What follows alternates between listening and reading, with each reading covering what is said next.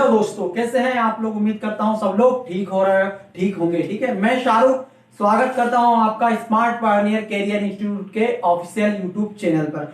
जैसा कि हमारी मैथ की क्लासेस चल रही थी, उसी क्लास को कंटिन्यू करते हैं। हम मैथ में नॉर्मली नंबर सिस्टम पढ़ रहे थे। नंबर सिस्टम के 3 से 4 वीडियो अपलोड हो चुके हैं, आप प्लेलिस्ट में जाकर चेक कर सकते हैं। ठीक है, उसके बाद में आज हम पढ़ने वाले हैं क्या, समांतर नंबर श्रेणी में ये टॉपिक आता है जिससे आपके एग्जाम जेएल क्वेरी 2018 में क्वेश्चन पूछा गया है। तो उसी चीज को हम डिस्कस करेंगे, समांतर श्रेणी एवं गुणोत्तर श्रेणी। तो समांतर श्रेणी स्टार्ट करने से पहले अगर आपने हमारे चैनल को सब्सक्राइब नहीं किया है तो सब्सक्राइब कर लीजिए और बेल आइकन को दबाना मत भूलिएगा। ठीक है, और ज्यादा से ज्यादा इस वीडियो को शेयर करिएगा। ठीक है, तो आज अपन पढ़ने वाले हैं क्या, समांतर श्रेणी। तो समांतर श्रेणी में सिंपल सा हमको समांतर श्रेणी, पहला समांतर श्रेणी एवं गुणोत्तर श्रेणी, arithmetic progression and geometric progression. क्या होता है समांतर श्रेणी में, क्या होता है समांतर श्रेणी मतलब उसके नाम में उसका अर्थ छिपा है। समांतर मतलब क्या होगा, समान अंतर वाली जो श्रेणी होगी वही क्या होगी मेरे पास, समांतर श्रेणी। जैसे फॉर एग्जांपल मैंने समांतर श्रेणी का जो फॉर्म होता है, जो रूप होता है, वो किस फॉर्म में होती है, समांतर श्रेणी a plus D, a plus 2d से लेके a plus n minus 1 into D तक चलती है। ठीक है, अब ठीक है, उसके बाद में यहाँ a होता है, जो a है वो क्या है, a जो होता है वो होता है पहला पद। हम देख रहे हैं यहाँ पर a बराबर क्या है, फर्स्ट टर्म।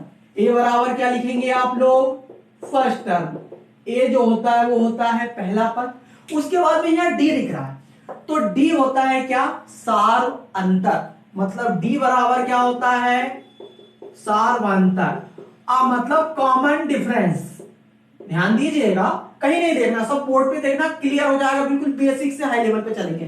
कॉमन डिफरेंस, ठीक है। उसके बाद हम देखते हैं, अब निकालेंगे कैसे, तो d को निकालना हुआ तो d बराबर होता है second term minus first term. मतलब हम हमेशा क्या करेंगे, जब भी हमें d निकालना रहेगा, ध्यान दीजिएगा, सेकेंड टर्म में से अपन क्या करेंगे, फर्स्ट टर्म को माइनस कर देंगे। जो d होता है वही क्या होता है, कॉमन डिफरेंस होगा। सेकेंड टर्म में से किसी भी सीरीज की फर्स्ट टर्म को माइनस कर देंगे तो अपने पास क्या आ जाएगा, कॉमन सार्वंतर आ जाएगा, कॉमन डिफरेंस। उसके बाद में यहाँ n आया है, तो n बराबर क्या होता है, n बराबर, यहाँ n आया है तो n बराबर होता है पदों की संख्या, नंबर ऑफ टर्म। n बराबर होता है क्या, नंबर ऑफ टर्म, ध्यान देना। ठीक है, उसके बाद में अब देखते हैं हम क्या, इसका जो n पद है, आपके एग्जाम में सीधा सा क्वेश्चन क्या आया था, हमें एक फॉर्मूला याद करना है कि समांतर श्रेणी के का n पद, समांतर श्रेणी का n पद क्या होता है, समांतर श्रेणी का n पद होता है Tn is equal to a plus n minus 1 into d. यहां मैंने आपको बता दिया, n बराबर हो जाएगा पदों की संख्या, नंबर ऑफ टर्म, a हो जाएगा फर्स्ट टर्म, d हो जाएगा कॉमन डिफरेंस। कैसे निकालेंगे, जब हम क्वेश्चन करेंगे तब हम सीखेंगे। ठीक है, अब देखते हैं आगे, समांतर श्रेणी में ही एक आता है n पदों का योगफल। तो n पदों का योगफल Sn इज इक्वल टू होता है मेरे पास n by 2a plus n minus 1 into D. Simple सा हमें याद रखना है, Sn मतलब n पदों का योगफल का फॉर्मूला याद कर लेना है कि Sn इज इक्वल टू होता है n by 2a plus n minus 1 into D. अब इसी को मैं क्या एक और फॉर्म में लिख सकता हूं, किस फॉर्म में, या फिर इसको nवा पद, या इसे ही हम बोलते हैं क्या, लास्ट टर्म, मतलब अंतिम पद। अंतिम पद मैं क्या बोल रहा हूं, जो a plus n minus 1 D है, जो आखिरी पद है, इसी को बोलता हूं, या nवा पद। तो Tn इज इक्वल टू मैंने लिखा, इसको मैं बराबर n भी लिख सकता हूं, लास्ट टर्म। लास्ट टर्म को किससे डिनोट करूंगा मैं, l से। जो आखिर मतलब लास्ट टर्म को किससे डिनोट करूंगा, l से। तो यहीं से क्या होता है, ये चीज जो Sn is equal to n पदों का योगफल है, n by 2a plus n minus 1 into d है। इसी को एक मॉडिफाइड फॉर्म में, मतलब एक फॉर्मूला जनरली बन जाता है। वो क्या बनता है, n पदों का योगफल, क्या एक संबंध होता है जिसमें n पदों का योगफल एंड लास्ट टर्म क्या होता है, जनरली हम जानते हैं, क्योंकि हम जानते हैं, क्या जानते हैं, ध्यान दीजिएगा एक मिनट, ठीक है, तो यहां से हम जानते हैं क्या, Sn is equal to n/2, n/2 है। अब इस 2a को मैंने क्या लिख लिया, a प्लस a लिख दिया, plus n-1 into D.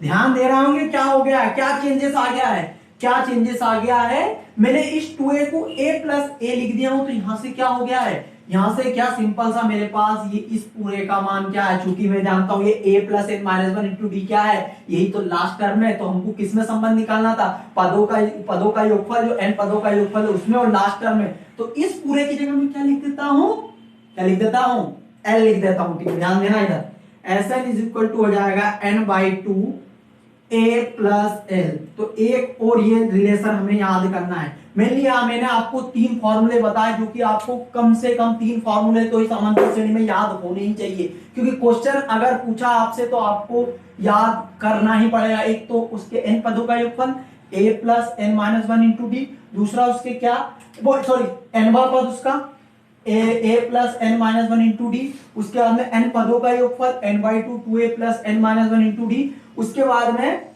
Sn is equal to n/2 a plus l। ठीक है, आई थिंक समझ गए होंगे। उसके बाद हम देखते हैं, ठीक है, तो आगे हम देखते हैं क्या कि समांतर श्रेणी में अगर हमें 3 पद कंसीडर करना है कि प्रथम 3 पद क्या होंगे, तो समांतर श्रेणी के प्रथम 3 पद जब भी हम लेंगे वो किस फॉर्म में लेंगे, क्योंकि हमें कैलकुलेशन आसान करना है। मैं क्या बोल रहा हूं, हमको कैलकुलेशन आसान करना है, उसके लिए जब भी हमें 3 पद लेना पड़ेगा समांतर श्रेणी के, तो कौन कौन से लेंगे a माइनस डी, a और a प्लस डी।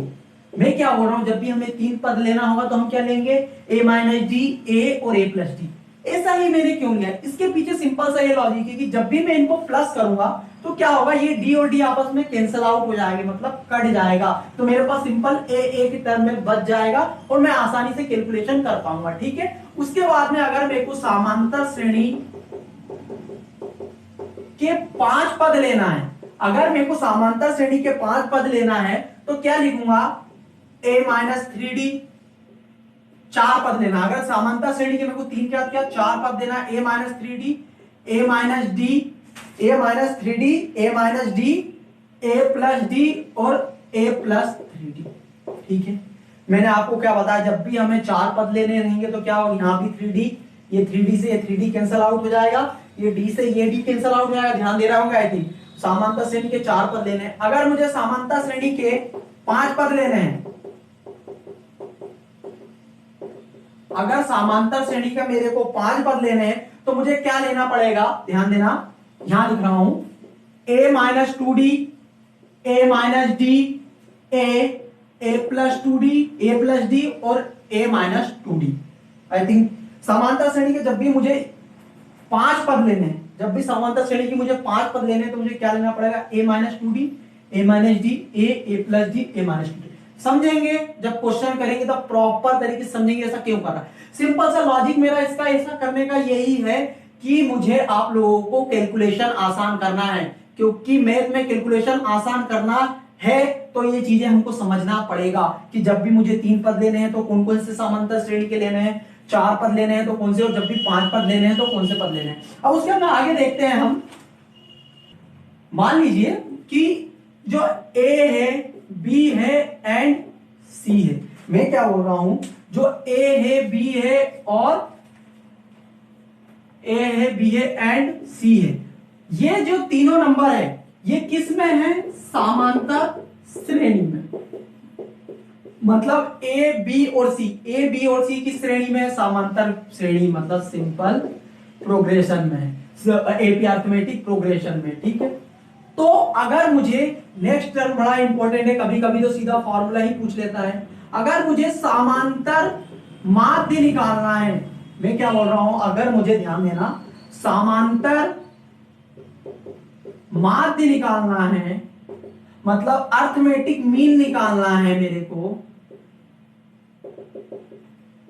तो मैं क्या करूंगा, कुछ नहीं करना, अरिथमेटिक मीन मतलब बीच का b बराबर यहां से हो जाएगा a प्लस सी बाई 2। ये सिंपल सा हमें फॉर्मूला याद रखना है कि जब भी मुझे अरिथमेटिक मीन निकालना रहेगा तो मैं क्या करूंगा, जो बीच वाला b बराबर होगा फर्स्ट और लास्ट का प्लस बाई 2। तो यहाँ पर समांतर श्रेणी से काफी जो बेसिक चीजें हैं जो कि हमें पता होना चाहिए वो मैंने आपको बता दिया हूं। बाकी अब क्वेश्चन अच्छे लेवल में अच्छे अच्छे करने वाले हैं। अब हम ध्यान नहीं, अब पता करेंगे किसके बारे में, गुणोत्तर श्रेणी के बारे में। ठीक है, तो आप देखेंगे हम क्या, गुणोत्तर श्रेणी। तो गुणोत्तर श्रेणी क्या होती है? गुणोत्तर श्रेणी मतलब जियोमेट्रिक प्रोग्रेशन। जियोमेट्रिक प्रोग्रेशन में क्या होता है, इसका रूप मतलब किस प्रकार से हमें ये देखी जाएगी। सिंपल सा इसका फॉर्म होता है a r square up to ये जाएगी a r s to power n minus one. मैं क्या बोल रहा हूं कि गुणोत्तर श्रेणी का जो फॉर्म होगा वो कुछ इस प्रकार से हमें देखने को मिलेगा, a r square a r s to power n minus one. I think समझ में आया होगा। तो गुणोत्तर श्रेणी में ये हमें, अब यहां पर ए क्या है, ए सिंपल सा यहां भी फर्स्ट टर्म है।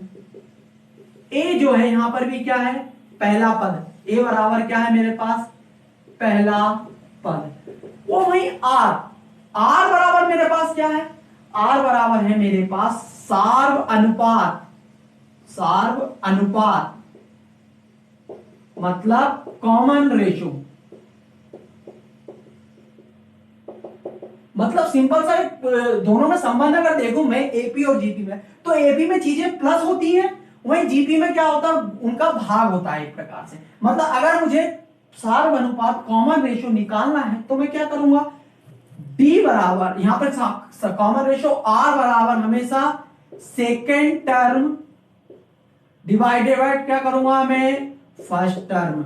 अगर मैं सेकेंड टर्म में से फर्स्ट टर्म को डिवाइड कर दूंगा तो मेरे पास सिंपल सा क्या निकल जाएगा, कॉमन रेशो। अब अगर हमें देखना है क्या कि एक जो गुणोत्तर श्रेणी है जीपी के एन पदों का योगफल, जैसे एसपी के एन पद, एपी के एन पदों का योगफल था, एसी हमारे पास क्या आता है, जीपी के एन पदों का योगफल।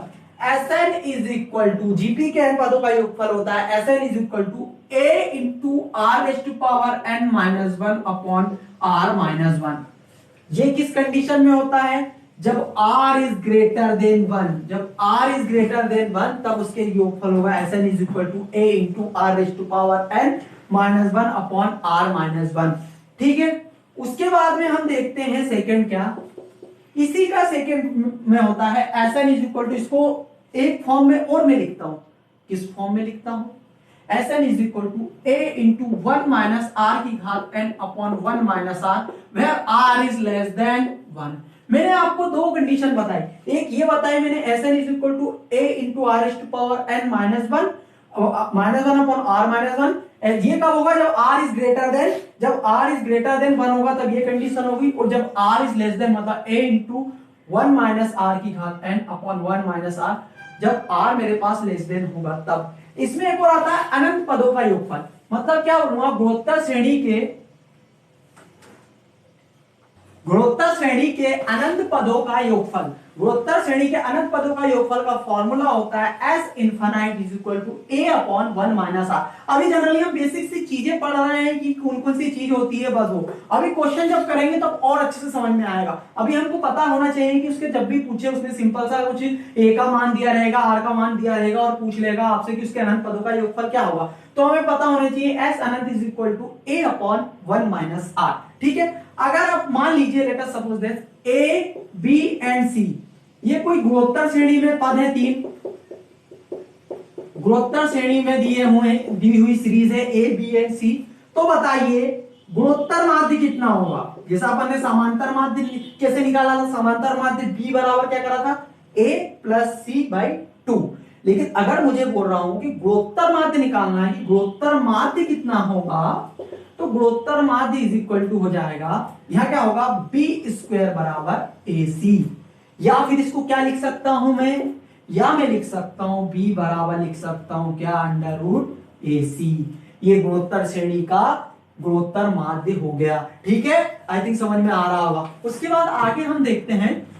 ठीक है, तो जनरली गुणोत्तर श्रेणी में अगर मुझे पद लेना है कि प्रथम तीन पद मुझे कौन से कंसीडर करना है, क्यों, मैंने आपको समांतर श्रेणी में भी बताया था, क्यों, क्योंकि हमें कैलकुलेशन इजी करना है। तो कैलकुलेशन इजी करने के लिए हमें जब भी प्रथम तीन पद मानने रहेंगे तो पहला term a y r A r. ठीक है, उसके बाद में अगर मुझे प्रथम चार पद मानने हैं, वो क्वेश्चन में दिया रहेगा, आपको स्पष्ट दिया रहेगा क्वेश्चन में जब भी हम क्वेश्चन करेंगे। बस अभी देख लीजिए थोड़ा बेसिक सा, A by R Q, A R और ए आर क्यू, ठीक है। पर प्रथम 5 पद अगर मेरे को कंसीडर करने हैं समांतर श्रेणी में तो मैं कितने करूंगा, A by R square, A by R, A R और ए आर स्क्वायर। मैंने ऐसा क्यों करा, मैंने आपको जैसे कि समांतर श्रेणी में बताया था कि वहां डी घट रहा था, मतलब डी हट रहा था, वहां सिंपल एक ही वैल्यू आ रही थी। लेकिन यहाँ पर क्या, जब भी क्वेश्चन करेंगे हम देख रहे हैं कि यहाँ से ये आर से आर कट जाएगा, यहाँ से भी आर जब भी गुणा करेंगे उनका, तो ये भी इजी कैलकुलेशन बनेगा। इसलिए हम क्या कर रहे हैं, जब भी प्रथम 3 पद मान्य रहेंगे तब ये मानेंगे, प्रथम 4 पद होंगे तो ये मानेंगे, और प्रथम 5 पद क्या मानेंगे ये। आप चाहो तो स्क्रीनशॉट ले सकते हो, ठीक है। अब अपन करते हैं क्या, क्वेश्चंस, ठीक है। तो आगे अपन क्वेश्चन देखेंगे। सिंपल सा एक क्वेश्चन लिया है मैंने कि क्वेश्चन कुछ इस प्रकार से कि समांतर श्रेणी 1 3 5 7, पहले समझने वाली बात है क्या समांतर श्रेणी में है, बिल्कुल है, क्योंकि इनका कॉमन डिफरेंस क्या होगा, बराबर होगा। तो क्या क्वेश्चन है कि समांतर श्रेणी 1 3 5 7 का कौन सा पद 31 है।